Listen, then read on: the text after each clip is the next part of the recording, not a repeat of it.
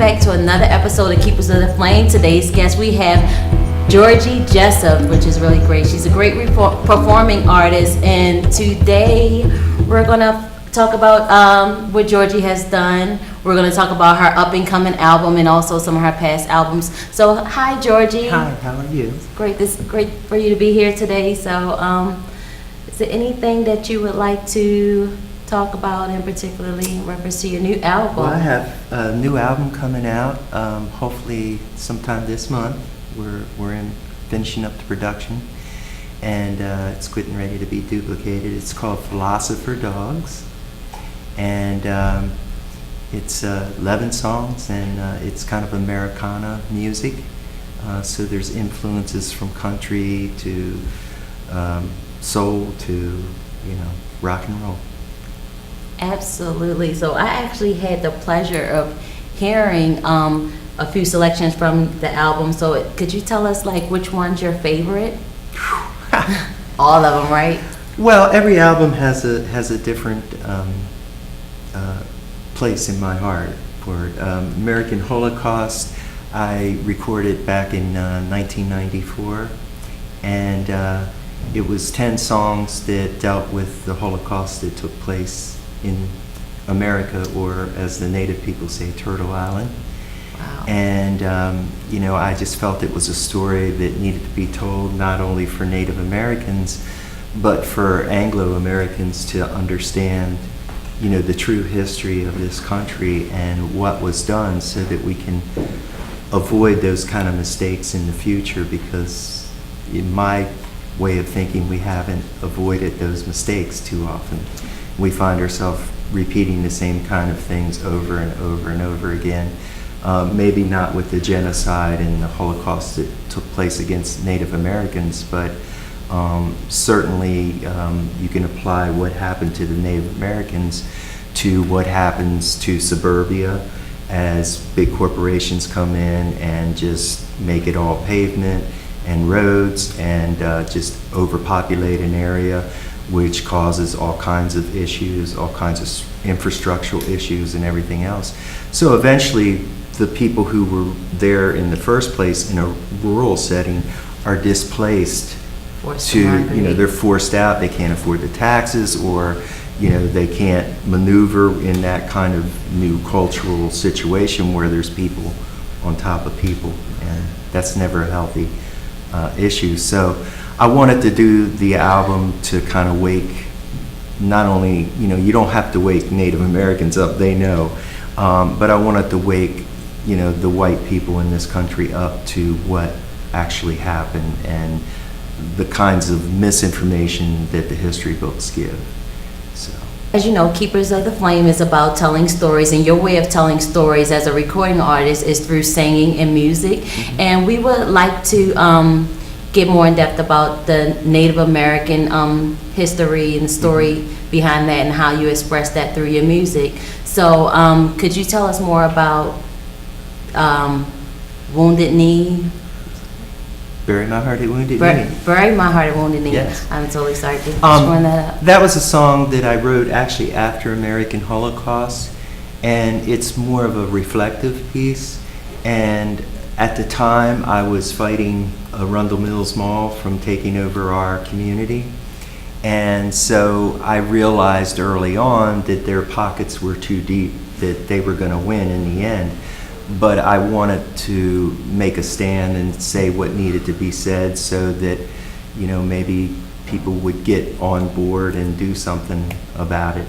Never happened. But so the song is about kind of passing the flame on to the next generation, saying, I fought my fight, you guys got to pick up where I left off, and just, leave my bones up on the mountain, send my spirit out to sea. Wow. Bury my heart at Wounded Knee. Well, we're so excited. When we come back from the break, will you be able to perform that song for Absolutely. us today? Great. Absolutely. So we'll see you after the break.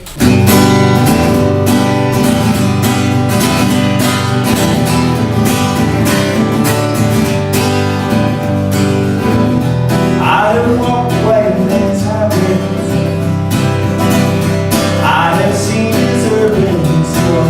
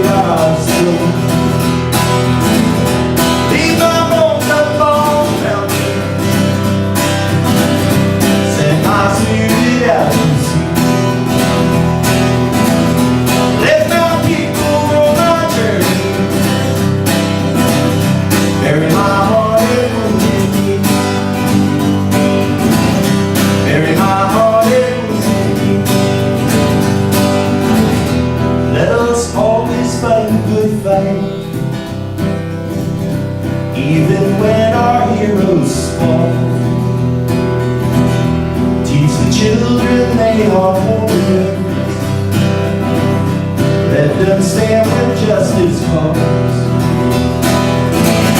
And leave my bones up on the mountain. Send my spirit out to sea. Let my people know my journey. Bury my heart and wounded knee. Bury my heart and wounded knee. Come on. Bury my heart and wounded knee. Bury my heart and wounded knee.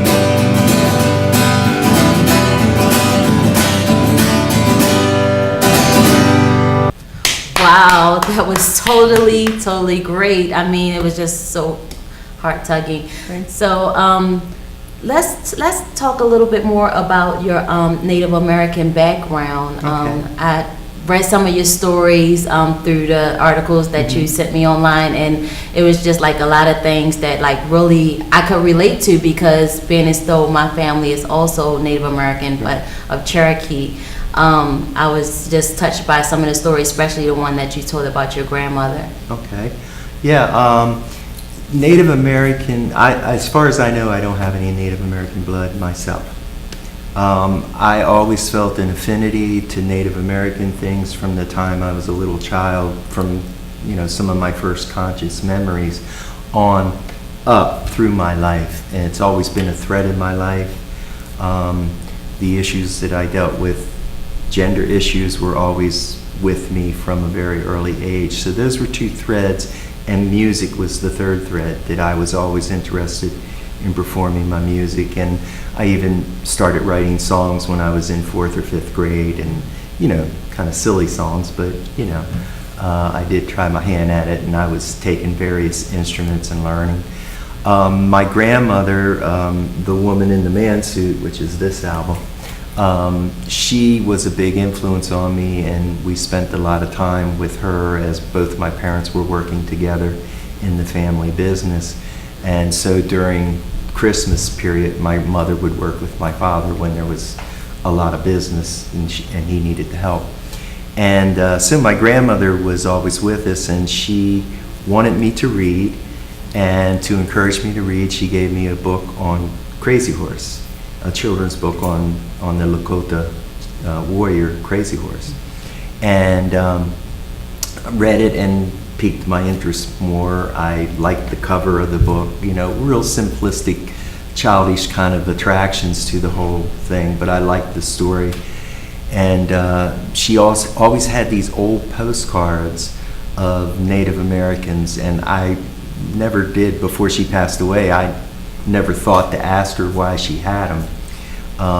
But I always hung on to them. I still have them in my home to this day. And it just, my interest kept growing and growing in Native things. When I watched the Westerns on a Saturday afternoon, you know, I was always rooting for the Indians. I didn't care that whoever made the film saw them as the bad guys. I was always with the Indians.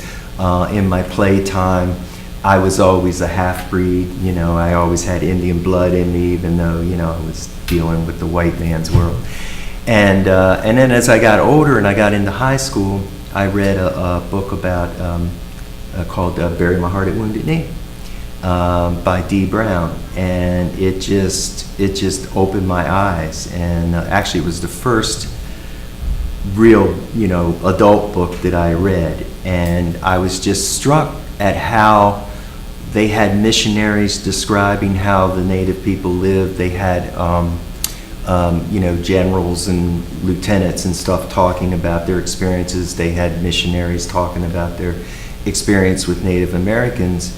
And some of the things that really interest me was the white people were amazed that they could spend so much time playing and gaming and doing craft work and spending time with their families and their children and laughing, and just when the food was plentiful, just gorging themselves with this food And for that days was, like, on end. Totally interesting. Like when I read there in your paper, the insert that you quoted, when it said that Indians, they, you know, sleep when they're tired, they eat when they're hungry. Right. And, is... And that was the other thing that, I mean, they said, yet when an enemy approached, they could pack up and they could roll for days until they got into safety.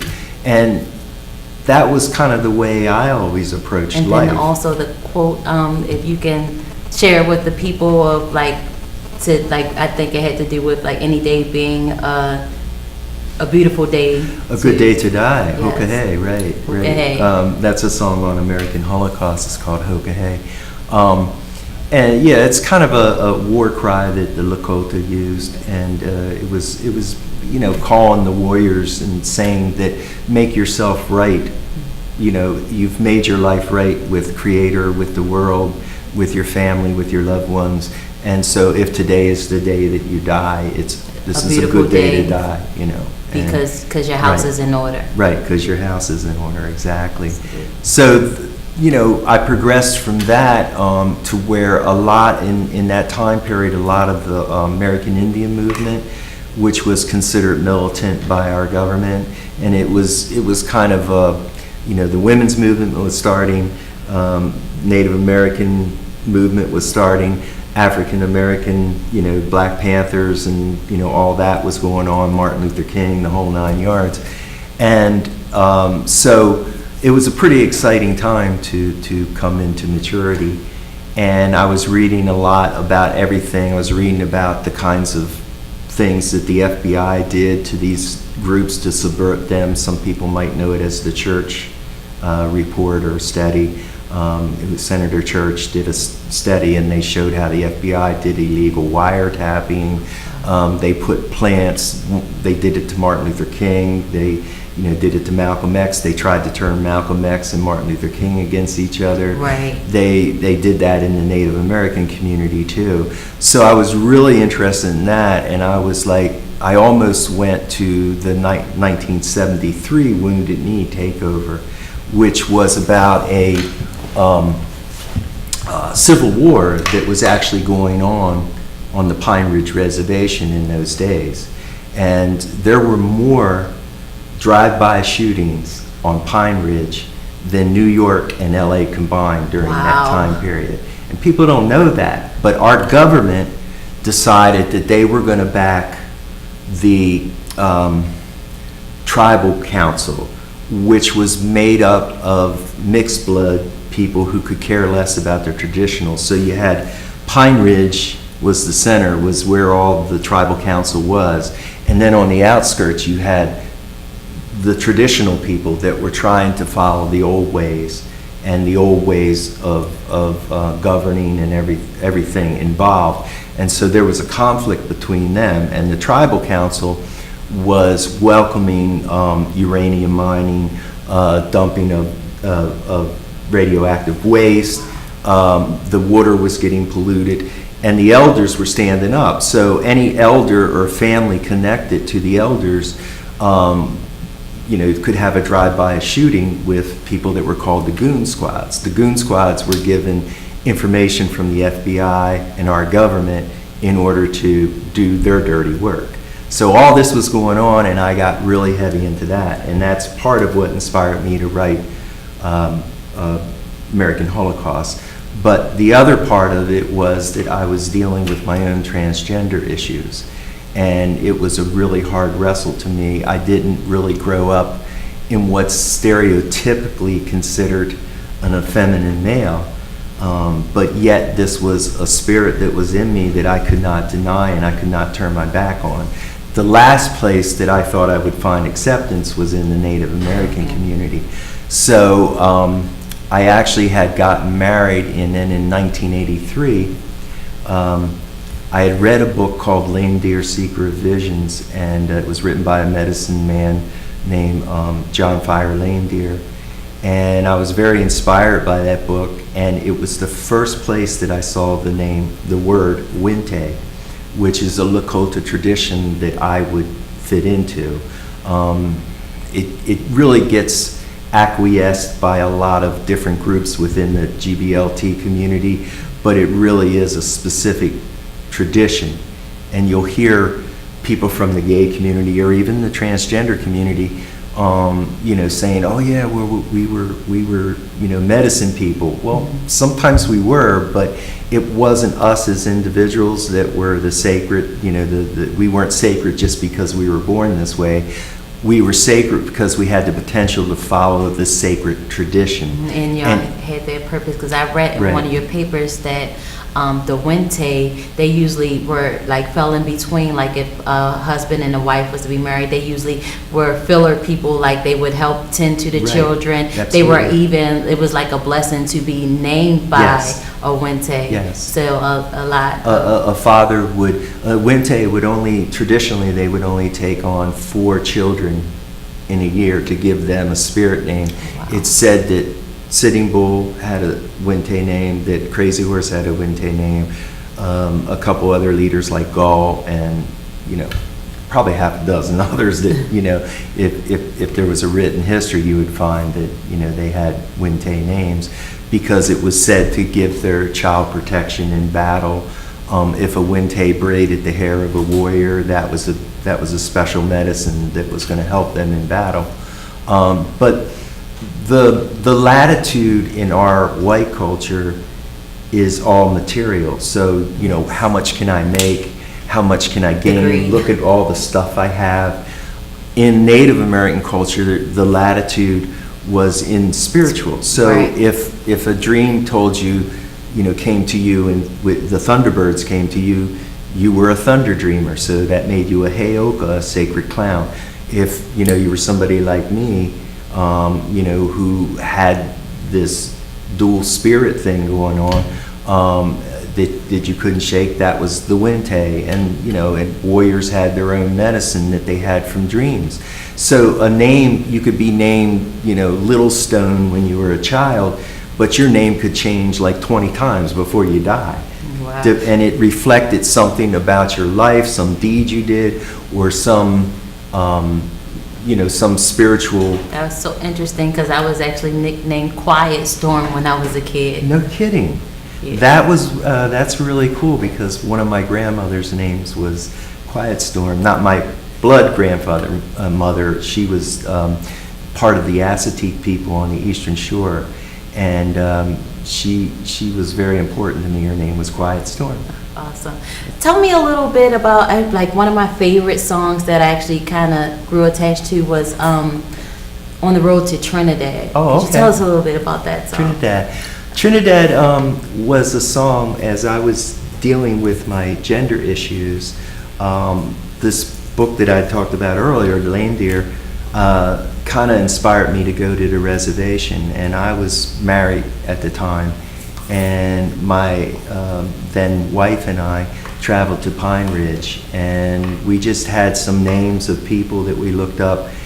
And the short story is that it led me to Grandpa Frank Foolscrow, and he was one of the most respected medicine people on Pine Ridge.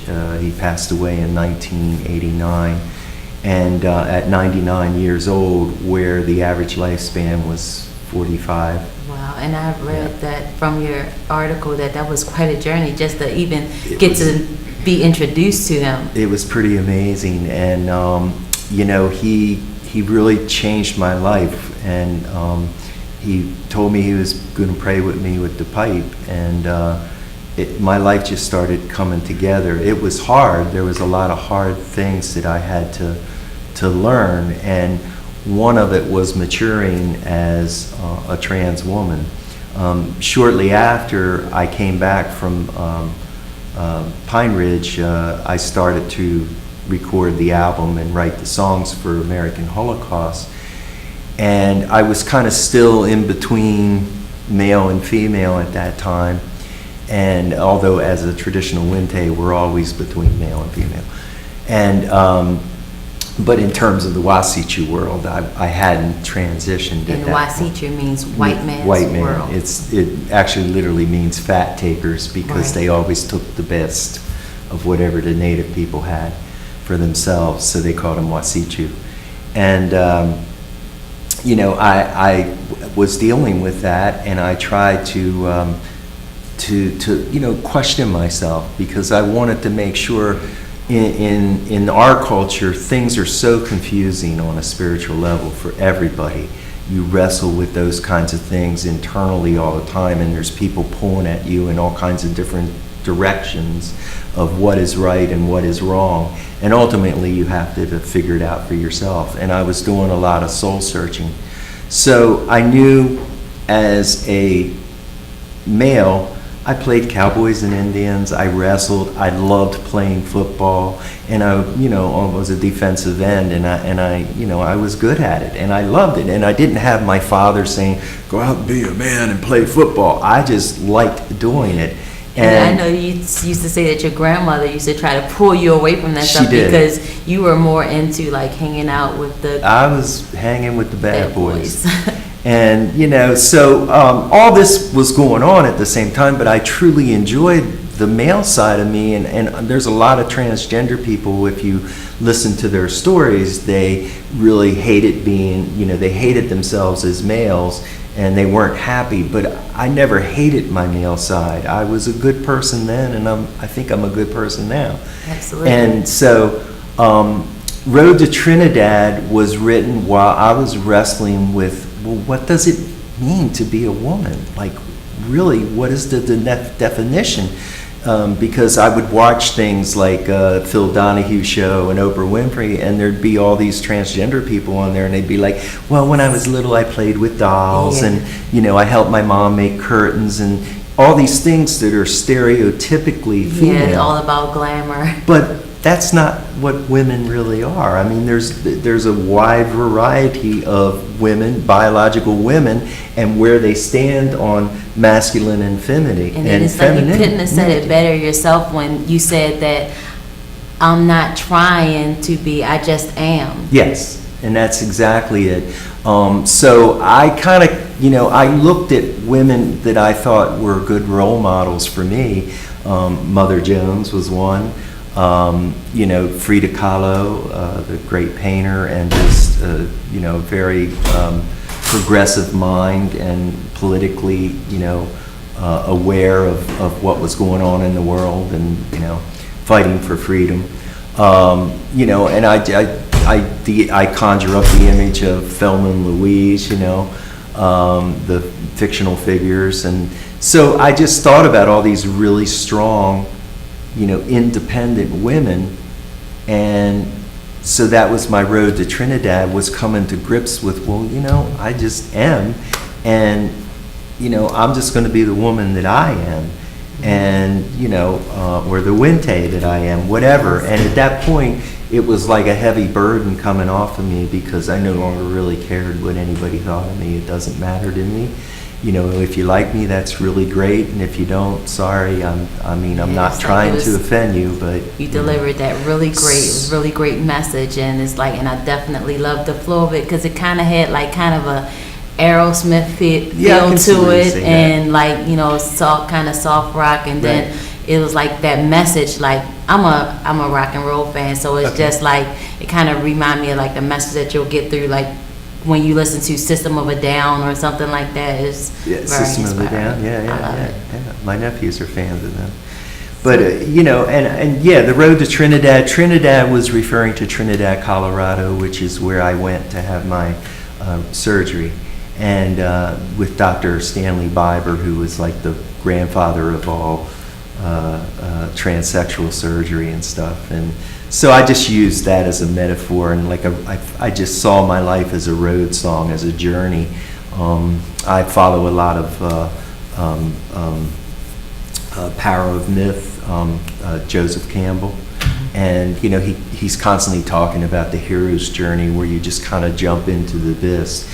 And me, I was a respected songwriter. I was a respected performer in the music community in DC, Baltimore, and the surrounding states and everything.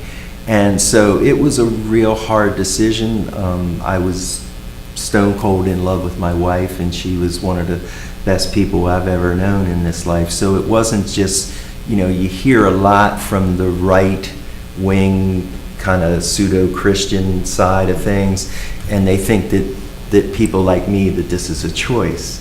And I, if I had a choice, I would have stayed in that role. If I could have done that and stayed sane, I would have, but I couldn't. And nobody prayed more and talked to Creator more about this than me. And Absolutely. whereas a lot of transgender people will go from deciding that they're transsexuals, a year later they have the surgery. I waited 10 years before I ever had the surgery because I wanted to make sure I had questioned myself and looked into my own heart, and really, really thought it through. And it's to So- my understanding that like a lot of the Wente is like, it's not really about, changing, yourself. It's more as like No. within your spirit, and it's like, that's just Absolutely. you are who you are. It is, because I've had surgery don't make me any more female than it does, somebody who's living, in both worlds. I mean, it just is. But for me, I look at it like I'm stuck in the white man's world, whether I like it or not.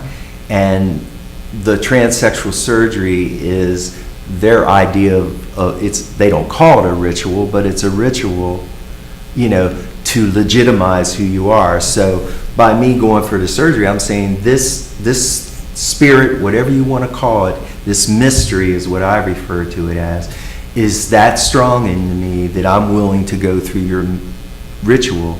But as you can see, a lot of transsexuals would come on here and talk to you like this, and oh darling, and be all femme with you. But I've done the surgery. I'm legally, my license says female, and all my records say female, and I did it. So I don't care what you think I am. It doesn't matter to me. I am who I am. And I'm not here to shock you. I'm not here to make you laugh. I'm not here to make you hate any of those things. I'm about everybody trying to grow and, be themselves.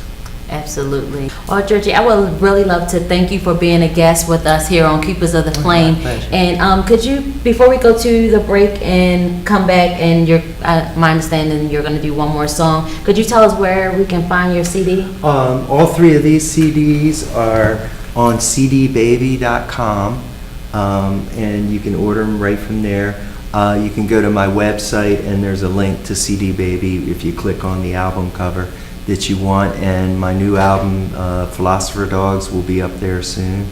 And I also run a house concert space called Edith May's Paradise, and we have a show this weekend. You can go to my website, georgiejessup.com, and you can find directions to Edith May's Paradise and contact information for me there. So we have a great show this weekend with a great songwriter, Tony Donikis, and of course, I'm not sure when this airs, but we have a lot of good shows there. They're usually on Saturdays. I'm doing a powwow in Pocomoke City for the Aztec people on May 17th and 18th. So hopefully some of the people can come out and see me perform there. I haven't done a lot of my Native American stuff in quite some time, so it's going to be fun to do those songs again. So exciting. So when we come back, everyone, we're going to have one more great performance by Georgie Jessup. So don't go anywhere.